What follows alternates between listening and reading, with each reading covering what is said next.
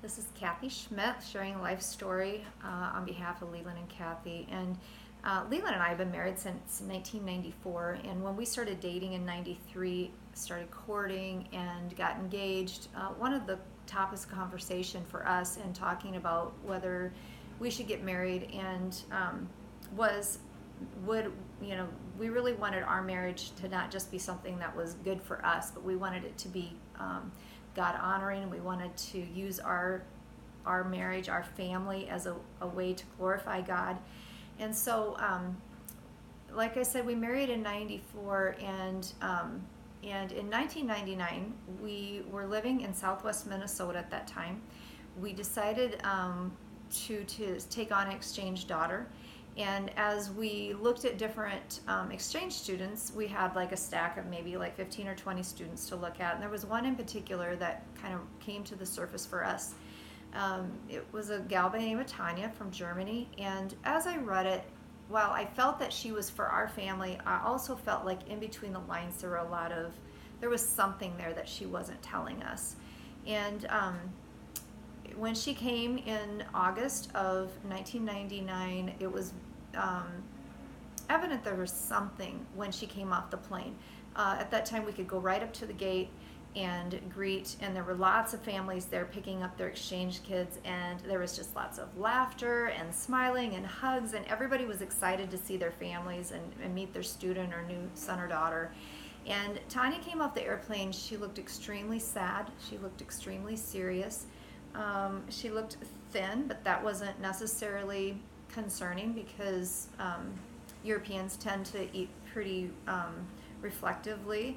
And so we took her home, and after 2 weeks of her being with our family, I found myself literally on my knees in my closet of my bedroom crying and just praying, Lord, I don't think I can do this for an entire year. Now, I don't know if she was outside my bedroom and heard me crying and praying out loud, or if she just by an act of God came and talked to me. But about a half an hour later, I was in the kitchen, and she came in very quietly and she said, I have to tell you that I have an eating disorder, and my parents put me on the airplane and they said to come home eating or don't come at all. Well, that began a series of communications, obviously with the exchange program, to let them know that there was an issue. And there is probably our first God sighting, as far as that the exchange program let her stay with us. By all rights, she should have been sent back immediately. And yet our caseworker happened to be a Christian, and Leland and I, being Christians, we just really felt like God had closed people's eyes and brought her to our family. That there were so many things that were so evident about her not being well that it had to been that the Lord just opened doors for her to get to us. And so she stayed for that entire year. Leland actually made a company change. He went from Senex Land O'Lakes and living in southwest Minnesota, moving to northeast Iowa, farming with his dad. Tanya did that move with us. And in the midst of all that, there were a lot of stipulations for her to stay. She had to go to the general practitioner every week to be weighed and checked. When she came to us in the very beginning and went to the doctor, she was 5'7". She weighed 98 pounds, and her BMI was 9, and that took her at risk of heart failure. So it was very serious that she was with us. It was very serious that we monitored what she ate and amount of exercise that she got. At school, she saw the school nurse every morning and afternoon and had a snack. They monitored if she ate her lunch at noon. When she came home, we watched what she ate and was mindful of how much she exercised or what she did. So we moved to Iowa. She did the whole school year with us. We had a lot of good memories. It was not until May when we kind of realized more where things were at for her. When she came to us, she was 18 years old. She turned 19 in May, towards the end of her stay with us. She was one of the older kids that was allowed in the program. And in May, Leland and I and the kids had to be gone for the day, and she wanted to stay home. Well, unknown to us, she called her parents on that day, and unknown to us, over the past few months, she'd been asking her parents about one of her grandmothers. And every time she asked them about her grandmother, they avoided the question, or they changed the subject, or they said she was gone. Anyway, that particular day when she was home alone, she asked, they avoided the question again, and she said, "What is the deal with Grandma? Did she die or something?" Well, Grandma did die. Grandma died back in March, and they didn't want to tell her because A, they thought it would upset her, and B, they thought she'd want to come home, and they didn't want that to happen. So Tanya just didn't know how to deal with that. She was home alone. She ended up taking a tape dispenser and tearing up her arms, doing self-mutilation from her wrist up to her elbow on both arms. That was a big cue for us that maybe going home she wasn't quite ready for. And so started talking to her psychologist about options, and Remuda Ranch came to the surface. That's a ranch in Arizona for girls with eating disorders. And we called them. She qualified. There were some hoops you needed to go through. For one thing, it was $48,000 to go. And for another thing, they always had a wait list, and time was of the essence. Tanya was to leave under her student visa by the end of June, and so she would need money, she would need a new visa, and she would need approval from her biological parents. Well, Tanya's parents weren't against her doing the program, but they said, "You have to be home in September for school because education is everything." So they approved her staying as long as she was back by September. Well, then we had to raise money, and I said to Remuda Ranch, $48,000 is just not in the cards. Like, they don't have the money, her parents, us, there's no insurance. And so I said, what would be the bare minimum that you would allow her to go? And they said, well, if you can come up with $16,000, we'll do that, because when you pay that money, it doesn't make any difference whether you stay 6 weeks or you stay 6 years.